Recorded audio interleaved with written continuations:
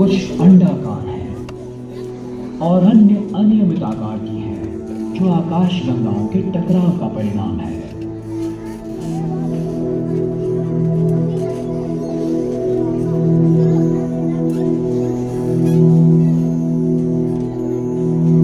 तारों की कई पीढ़ियों ने एक के बाद एक जन्म लिया।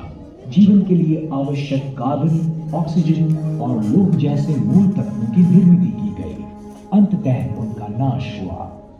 जैसे जैसे विश्व लाख वर्षों में आकारमान में बढ़ता गया, वैसे वैसे वो पतला और विरल और ज्यादा ठंडा होता चला गया। सैकड़ों वर्षों पहले हमारा ये मानना था कि पृथ्वी ही विश्व का केंद्र है। बाद में विज्ञान ने यह साबित किया कि हमारा ग्रह और अन्य ग्रह दरअसल सूरज की परिक्रमा करते हैं। आज हम जान चुके हैं कि सूरज खुद एक तारा है, उन 4000 लाख तारों में से जिनसे आकाशगंगा बनती है। पर हमारी आकाशगंगा जो अनगिनत तारों से बनी है, वो भी छोटी लगती है जब हमें ये महसूस होता है कि वो भी विश्व की अनगिनत आकाशगंगाओं में से केवल एक ही है।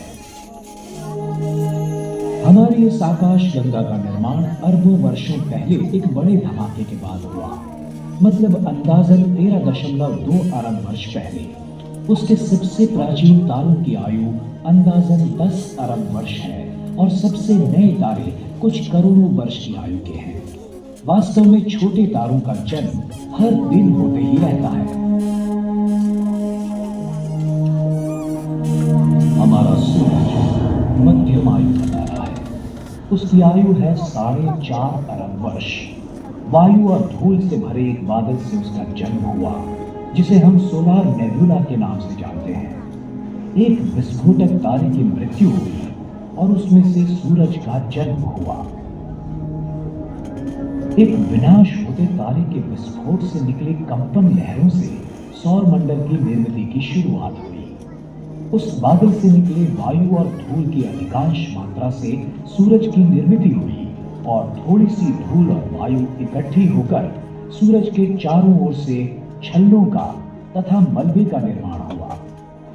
इन छल्लों का बहुतांश द्रव्य इकट्ठा होकर उनमें से बुध, शुक्र, पृथ्वी, मंगल, गुरु, शनि, यूरेनस, नेपच्यून जैसे ग्रहों का निर्माण हुआ। द्रव्य के कुछ बचे कणों से प्लूटो जैसे छोटे ग्रह, ग्रहिका और धूमकेतु बने। 8 ग्रहों में से तीसरा ग्रह पृथ्वी एक ऐसे क्षेत्र में स्थित है जहां जीवन विकसित हो सकता है। सूर्य का चक्कर शुक्र काटते की तरह वो सूरज से इतना भी नजदीक नहीं है जहां पानी उबलता रहता है, और वो इतना दूर भी नहीं है जहां पानी का बर्फ बन जाए, जैसे कि मंगल। पानी जल रूप में जीवन विकास के लिए और उत्क्रांति के लिए आवश्यक है। शुरुआत में पृथ्वी काफी तप्त थी। वहां वातावरण का अभाव था। यथावकाश बाहरी सतह ठंडी होकर सख्त पपड़ी जैसी हो गई, जिसका अंतर्भाग पिघली हुई शिला से बना था। कई जगहों पर पपड़ी फाड़कर अंदरूनी द्रव्य बाहर आया और ज्वालामुखी बन गए।